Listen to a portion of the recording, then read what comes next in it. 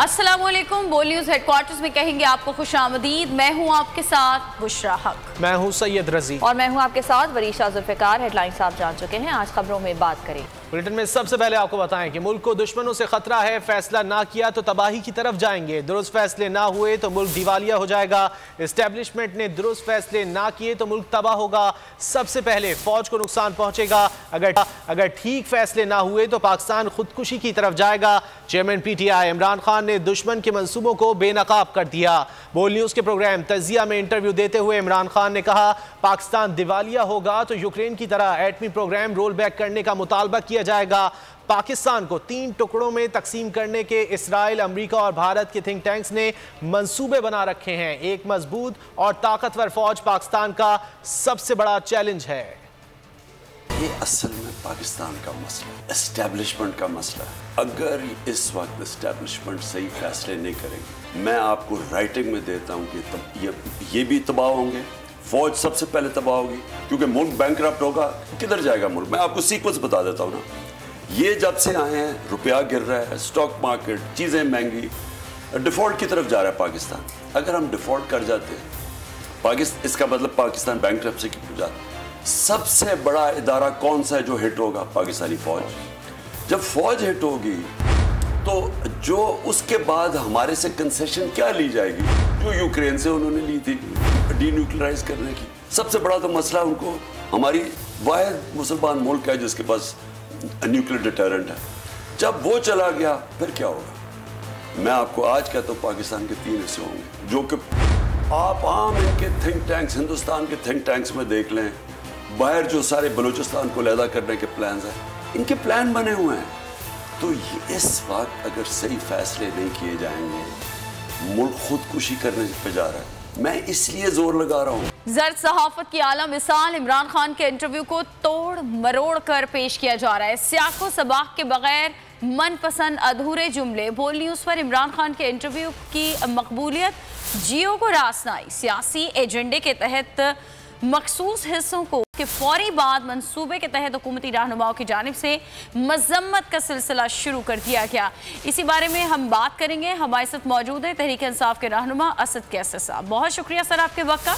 ये फरमाइएगा कि बोल न्यूज़ पर इमरान खान का इंटरव्यू, जियो ने मखसूस सियासी एजेंडे के तहत ना सिर्फ इंटरव्यू को तोड़ मरोड़ कर पेश किया, बल्कि फौरी बाद हुकूमत की जानिब से मजम्मतों का सिलसिला भी शुरू कर दिया गया।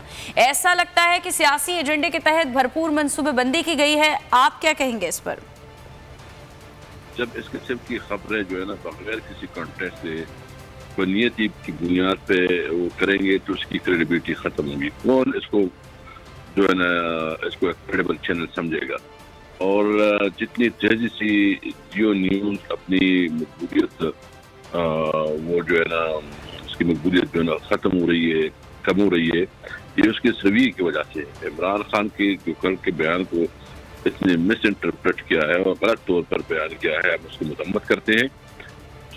और हमने हमेशा पाकिस्तान की इस्तेहकाम की और इदारों की तौकीर की बात, उसकी कभी हम जो है ना उसकी इज्जत होती की है।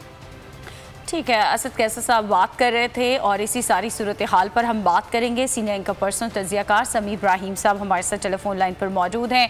समी साहब, कल जो आपने इंटरव्यू किया खान साहब का, जिसके बाद हमने ये देखा कि जियो न्यूज़ ने बहुत सी ऐसी बातें थी जिन्हें बड़ा तोड़ मरोड़ कर पेश किया और जो बात उन्होंने की उसे सही तौर पर नहीं बताया। आप इस सारी सूरत हाल पर क्या कमेंट करेंगे? मैं तो ये कमेंट करूंगा कि जो जर्नलिज्म पढ़ाया जाता है यूनिवर्सिटियों में, उसमें अगर जद सहाफत की अगर आपने स्टूडेंट्स को एक्सप्लेन करना हो तो क्लासिक मिसाल है जो जियो ने किया है। जिस तरीके से इमरान खान की वो बात जो वो हुक्मरानों को कह रहे हैं कि ये जो इम्पोर्टेड गवर्नमेंट है, अगर ये रहेगी और इस्तेसाल जारी रहा और अगर इकॉनमी इस तरह बर्बाद होती रही तो पाकिस्तान की फौज जो है उसको असर पड़ेगा, और अगर उसको असर पड़ेगा तो फिर ये आगे जाके न्यूक्लियर प्रोग्राम पर भी आके दबाएगा और ये मुल्क जो है उसको तोड़ने का उन्होंने मंसूबा बना रखा है। ये अगर वो वार्न कर रहे हैं, लोगों को बता रहे हैं, तो बजाय इसके कि आप अप्रिशिएट करें, बजाय इसके कि आप उस बात को सुने, इन्होंने इतने सारे रात से सारे इनके एंकर्स, सारे इनके रिपोर्टर, सहाफ़ी मुख्तलिफ चैनल्स पर, और जियो को उसमें लीड है, इन्होंने आके जो झूठ का सिलसिला शुरू किया है, ये गोएबल्स की वो जो फिलॉसफी है ना कि इतना झूठ बोलो, इतना झूठ बोलो, इतना झूठ बोलो कि वो सच लगने लग जाए। कोई शर्म नहीं है, कोई हया नहीं है। वो इंटरव्यू काट के उसके बीच में तो ये, और इतने बड़े बड़े नाम हैं इनके।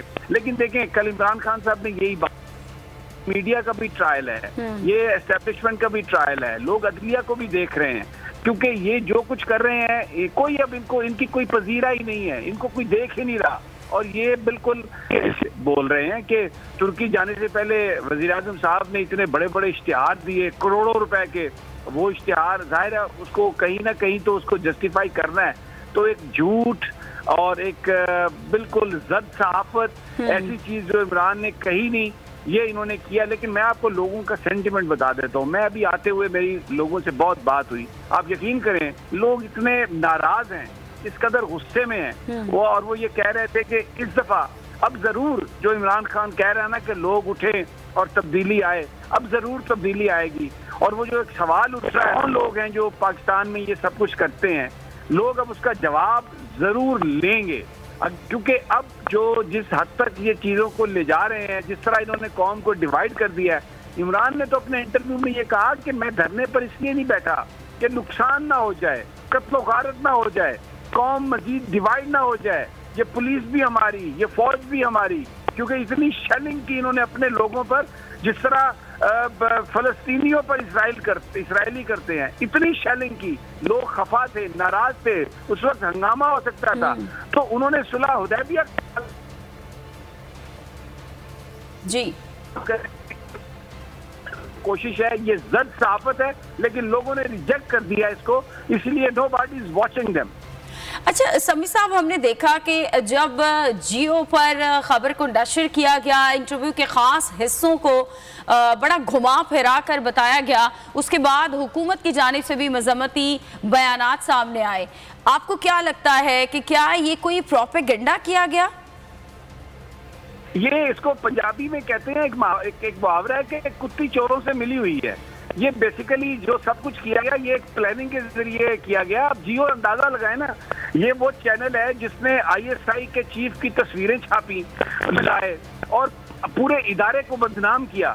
मिसिंग पर्सन के हवाले से इन्होंने पाकिस्तान की फौज को बगैर किसी सबूत के मुर्द इल्जाम ठहराया और पूरे के पूरे इदारे पर बात की। और आज वो चैनल ये बात कर रहा है या दूसरे इस तरह के चैनल कर रहे हैं पाकिस्तान और चीजों को तोड़ मरोड़ के, मतलब ये मिले हुए हैं। जो आपका जो सवाल है, इन्होंने पहले उन्होंने ट्रांसमिशन की, फिर उनके सियासतदानों ने बयान देने शुरू कर दिए, मुकदमा कायम करना चाहते हैं, बगावत का, घबरा गए हैं, इमरान खान से बौखलाहट का शिकार हैं, सियासी तौर पर मुकाबला नहीं कर सकते, जलसों में लोग नहीं आ रहे, टिकटें लेने के लिए कोई तैयार नहीं है, इलेक्शन कराने की हिम्मत नहीं है, मीडिया का मुंह बंद कर दिया, करोड़ों अरबों रुपए जो पाकिस्तानी कौम की अमानत है उनको लुटा रहे हैं। जब इमरान खान इसको पॉइंट आउट करते हैं तो फिर ये उनको गालियां निकालते हैं। इनके अपने क्या कहा था जावेद लतीफ ने, बिलावल भुट्टो क्या कह रहा है, शमशाद साहब ने बताया कि ये शहबाज शरीफ CTBT पर दस्तखत के लिए तैयार हो गया था बतौर चीफ मिनिस्टर। ये अमेरिका जाके 98 में अमेरिका से इसने कहा कि हम एटमी हथियारों पर पाबंदी लगा देंगे, टेस्ट पर पाबंदी लगा देंगे। ये तो सेक्रेटरी फॉरेन अफेयर्स ने उनको रिजेक्ट किया। वो इंटरव्यू शमशाद साहब का देखें। पाकिस्तान का न्यूक्लियर प्रोग्राम खतरे में है, पाकिस्तान का इस्तेहकाम खतरे में है, ये बेच रहे हैं पाकिस्तान को अमेरिका के आगे, लंबे पड़ गए सारे के सारे। और ये हम सबको पता है कि ये कहाँ से है, कहाँ से ये सब कुछ हो रहा है। तो ये बुरी तरह एक्सपोज हो गए हैं ये सारे के सारे चैनल। लेकिन आप देखें, बोल हमेशा सच के साथ है, हम सच के साथ रहेंगे। और मैं आपको ये बता दूं कि वो तारीकी अब जटने वाली है और बहुत सारे वो चेहरे जो नजर नहीं आ रहे थे जरूर नजर आएंगे, क्योंकि पाकिस्तान के लोग ये तहिया कर चुके हैं। और फिर मुझे लगता है थोड़े अरसे के बाद इस सवाल की जरूरत नहीं रहेगी कि ये शख्स कौन था या वो शख्स कौन था। जी बहुत शुक्रिया समी इब्राहिम साहब आपके वक्त का। इमरान खान के दो टोक बयानात पर वजीर आजम शहबाज शरीफ भड़क गए। ट्वीट में कहा कि इमरान नियाजी मुल्क को धमकियां दे रहे हैं, वो अवामी ओहदे के लिए नाअहल हैं। उनके हालिया इंटरव्यूज बात का बड़ा सबूत हैं। शहबाज शरीफ ने कहा इमरान नियाजी अपनी सियासत करें, हद से तजावुज ना करें, पाकिस्तान की तकसीम की बात करने की हिम्मत ना की जाए।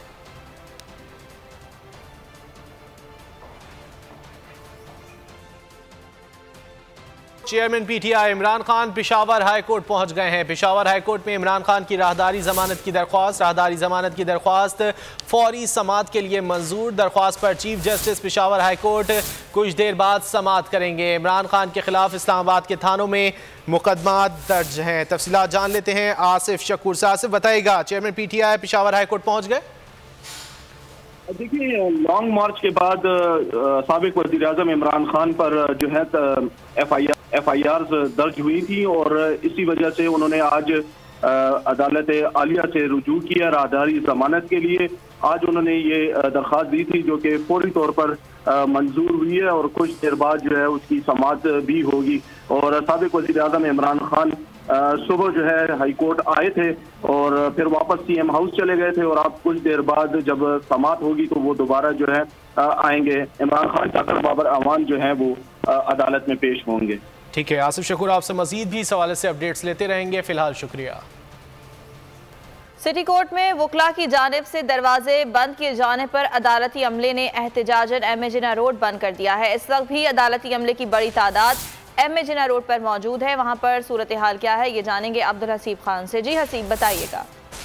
31 मई को जो अदालती अमला और वकला के दरमियान शुरू होने वाला तनाज़ा 2 दिन गुजर जाने के बावजूद भी हल नहीं हो सका। गुज़िश्ता रोज़ जो सिटी कोर्ट के जजेस गेट है उसका दरवाज़ा बंद कर दिया गया वकला की जानिब से और जजेस को बाहर नहीं जाने दिया गया था। 3 घंटे से ज़ायद जजेस जो है सिटी कोर्ट में ज़ाहिरी तौर पर रुके रहे, जिसके बाद रात गए जो है वो अदालती अमले की जानिब से भी और वकला की जानिब से भी अदालती कार्रवाई का बाइकआउट और आज हड़ताल का ऐलान किया गया था। आज सुबह सवेरे सूरत हाल ये रही कि वकला जो है वो अंदर जब पहुँचे हैं, सुबह पहुँच के उन्होंने सिटी कोर्ट के तमाम दाखिली दरवाजे एक बार फिर बंद कर दिए गए। जो जजेस गेट है उसको भी अंदर से बंद कर दिया गया। बहुत सारे जो अदालती अमला इस वक्त भी जो है वो अदालतों के बाहर दाखिली दरवाज़ों पर मौजूद है। अदालती अमले की जानिब से इस वक्त सिटी कोर्ट के जो मरकज़ी दरवाज़ा है MA जिन्ना रोड पर, उसको जो है वहाँ पर रुकावटें लगाकर और बड़ी तादाद में जो अमला जमा है उनकी जानिब से रोड भी ब्लॉक कर दिया गया है। पुलिस की इजाफी नफरी भी तैनात कर दी गई है। सूरत हाल बज़ाहिर ऐसी लगती नहीं कि बहुत जल्द जो है वो कंट्रोल हो जाएगी। हमारी जो है कराची बार के अहदेदारों से बात हुई है, वो भी ये कहते हैं कि जब तक उनके मुतालबात पूरे नहीं होते तब तक अदालती कार्रवाई का बाइकआउट जारी रहेगा। इसी तरीके से जो अदालती अमला है वो ये कहता है कि जब तक उनके साथ इंसाफ नहीं होता और जो डिस्ट्रिक्ट सेशन जज की जानिब से FIR के अहकामात हुए हैं जब तक उस पर अमल दरामद नहीं होता, जब तक वो भी एहतियात जारी। ठीक है, बहुत शुक्रिया हसीब आगाह करने के लिए। अब्दुल हसीब हमें आगाह कर रहे थे और इस वक्त आपको ये मनाजिर भी दिखा रहे हैं। वकला की जानिब से इस वक्त MA जिन्ना रोड को ब्लॉक कर दिया गया है। कराची सिटी कोर्ट में वकला और अदालती मुलाजमीन में तसादुम हुआ था और अमला दरवाज़ा तोड़कर अदालत में दाखिल हुआ। वकला के खिलाफ नारे लगाए। अदालती अमले और वकला ने एक दूसरे पर पत्थर भी बरसा दिए हैं, जबकि 5 वकला और 1 मुलाजिम जख्मी हो गया है जिन्हें अस्पताल मुंतकिल कर दिया गया है। पुलिस ने एहतजाजी मुलाजमीन को मुंतशिर कर दिया है। आपको ये मनाजिर दिखा रहे हैं, ये सिटी कोर्ट कराची के मनाजिर हैं जहाँ पर तसादुम हुआ और इस तसादुम के नतीजे में वकला और मुलाजमीन समेत 5 अफराद ज़ख्मी हुए जिन्हें अस्पताल मुंतकिल कर दिया गया है। तहम पुलिस यहाँ पर पहुँची और पुलिस की जानिब से इस एहतजाज को जो मुजाहिरीन यहाँ पर मौजूद थे उन्हें मुंतशिर करवा दिया गया है। कराची सिटी कोर्ट में वकला और अदालती मुलाजमीन में तसादुम के हवाले से आपको आगाह कर रहे हैं। आपको ये मनाजिर भी दिखा रहे हैं। अमले ने सिटी कोर्ट का दरवाज़ा तोड़ा और अदालत में दाखिल होने की कोशिश की और इस तमाम तर सूरत हाल में अदालती अमले और जो वकला हैं उनके दरमियान तसादुम हुआ और इस तसादुम के नतीजे में मुतादिद वकला और मुलाजमीन ज़ख्मी भी हुए जिन्हें अस्पताल मुंतकिल कर दिया गया और पुलिस की जानिब से फौरी तौर पर यहाँ पर पहुँच कर इस तसादुम को रुकवाने की कोशिश की गई और अब ये बताया जा रहा है कि तसादुम को रुकवा कर तमाम तर जो एहतजाजी मुजाहिरीन हैं उन्हें मुंतशिर कर दिया गया है। और सिंध हाईकोर्ट में बल्दियाती निज़ाम बाइख्तियार बनाने से मुताल्लिक MKM और जमात इस्लामी की दरख्वास्त पर समाअत हुई। सेक्रेटरी बल्दियात तलबी के बावजूद पेश नहीं हुए। अदालत ने सेक्रेटरी बल्दियात को आइंदा समाअत का जवाब जमा कराने का हुक्म दे दिया। दौरान समाअत दोनों जमातों के वकला ने बेंच पर भी अदम एतमाद का इजहार कर दिया। केस की समाअत 22 जून तक के लिए मुलतवी कर दी गई। और अब जिक्र महंगाई का। पुराने पाकिस्तान में महंगाई का तूफान। आटा, चीनी, घी, तेल, दाल, चिकन, मटन और दूध की कीमतों में होशरुबा इजाफा। महंगाई की शरह 13.8% पर पहुंच गई। इदारा शुमारियात ने आदाद शुमार जारी कर दिए।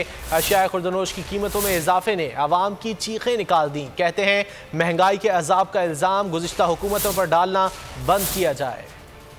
आटा, चीनी, घी, तेल, दाल, सब्जियां, चिकन, मटन, दूध। महंगाई मुकाओ के दावेदार शहबाज सरकार ने सब कुछ महंगा कर दिया। अवाम कहते हैं क्या पकाएं क्या खाएं, जाएं तो कहां जाएं। महंगाई की शरह 13.8% पर पहुंच गई है। इदारे शुमारियात की माहाना रिपोर्ट ने सब कुछ बता दिया। प्याज की कीमत 36.17% बढ़ गई। प्याज ने अवाम को 8 आंसू रुला दिया। मुर्गी भी अवाम की पहुँच में न रही, 16% से ज्यादा महंगी हो गई। एक महीने में दाल, माश, चना और मसूर भी मुंह बसूरने लगी। कीमतों में 5% इजाफा हो गया। महंगाई से परेशान अवाम सीख पा कहते हैं इस हुकूमत में अशिया की कीमतों में 250% इजाफा हुआ है। यूटिलिटी स्टोर्स पर घंटों ख्वार होने के बाद महंगी और गैर मेयारी अशिया मिल रही है। कब तक महंगाई का इल्जाम गुज़श्ता हुकूमत को दिया जाएगा? मेरी ग्रॉस है, उसमें से मैंने ये सोचना है कि मैंने घर का रेंट देना है, मैंने बाकी चीजें करनी है, मैंने कैसे सब कुछ मैनेज करना है। महंगाई पे महंगाई, एक घर में कमाने वाला 10 खाने वाले, बहुत परेशान है। इदारा शुमारियात के मुताबिक खुर्दनी तेल की कीमत 2% बढ़ी, गोश्त 4% और चावल 3% महंगे हुए। आटे के भाव में भी 10% इजाफा रिकॉर्ड किया गया। अंडों ने महंगाई एक्सप्रेस पकड़ ली, फी दर्जन 13%। स्टोर्स पर मैसेज सिस्टम खराब, शहरी सस्ती अशिया खरीदने के लिए घंटों लाइंस में लगने पर मजबूर। OTP सिस्टम ठीक होगा तो ही कुछ मिल सकेगा। सिस्टम में खराबी पर शहरियों का क्या कहना है, जानते हैं अल्लाह दिता खान से। जी, यूटिलिटी स्टोर पर महंगाई के सताए अवाम शहरी आते तो ज़रूर हैं, लेकिन आगे चीज़ें ख़रीद नहीं पाते। यूटिलिटी स्टोर का अक्सर OTP सिस्टम ख़राब होने की वजह से, मैसेज डिलीवर ना होने की वजह से शहरियों को घंटों लाइनों में लगना पड़ता है और इंतज़ार करना पड़ता है मैसेज आने का, कि मैसेज आएगा तो चीज़ें ख़रीदारी वो कर सकेंगे। शहरी इस वक्त भी यूटिलिटी स्टोर पर लाइनें लगा कर खड़े हैं।